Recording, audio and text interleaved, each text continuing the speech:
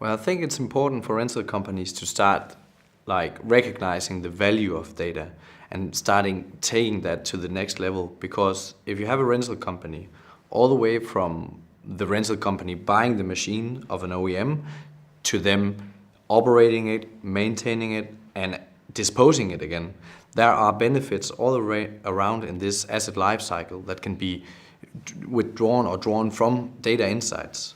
So they have to start recognizing this value as other industries are, and starting to really extract all the value from the data. They need to start collecting, ideally already from factory. So the features that are actually extracting the data should be enabled actually when they buy the machine from the OEM. If not, they should start collect the data from delivery, so as soon as possible. Because it's very important to recognize that the more data you have and the more historical data you have, the more you know about your machines.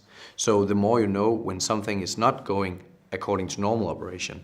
And that's where you can actually prevent engine incidents by getting an alert before it actually happens. So that's why you need to learn your machines, how are they operating, and for that you need to collect as much data as possible. So ideally from the moment the machine is delivered. I think it's an incremental process, and I think they should start today, because the insights that the data generates need a lead time before you actually can drive some value of it. So, for example, if you have 3 months of data, you can only know so much about your machines. If you have 6 months, you can know a little bit more. And then it's actually just an exponential function over time. So the more data you have, the more insights you can really generate, because the more you know about your machines, the more you know about your business, and the more you know about the operators who are actually driving these machines. You can already start seeing an ROI after 6 months, because after 6 months you have, we're talking about a single machine, then you have collected data for half a maintenance cycle. So you start to get a pretty good feeling about how is this machine operating. And if you have that data for the entire fleet, then you can see identifying patterns. So these kind of machines are actually performing well below benchmark you have set, or they are performing well above. And then you can start making correcting actions that actually makes you getting ahead of the curve. When we're talking about the direct benefits of starting collecting data, it's more an incremental process. So you probably start with just visualizing the data you have in real time. So that's, for example, for a rental company, you could actually save a lot of money on maintenance, because you can start to record and visualize the error codes from your machines. So your technicians will have a much better way of actually addressing the issues, if there are any. So you know exactly which machine do I need to pay attention to. And then you move up to a more a higher maturity level, is when you have data collected for at least 6 months.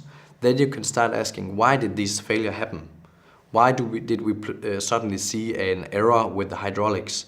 Well, then you can start to do root cause analysis. So that kind of helps you make smarter decisions in the future. If you're seeing a specific fault coming all the time, you can make corrective actions to avoid this in the future.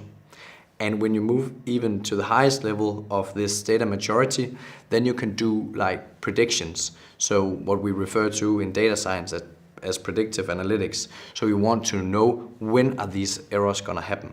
What is the probability that this failure we have seen twice will happen again? So, for example, what is the probability it will happen within the next 24 hours?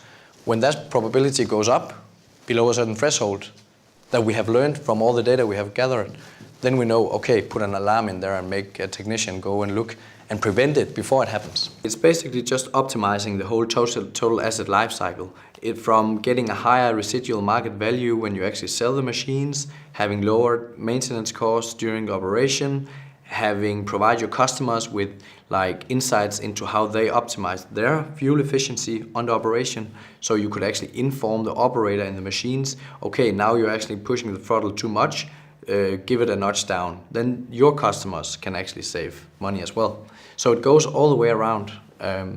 So it's not just one thing, it's multiple things.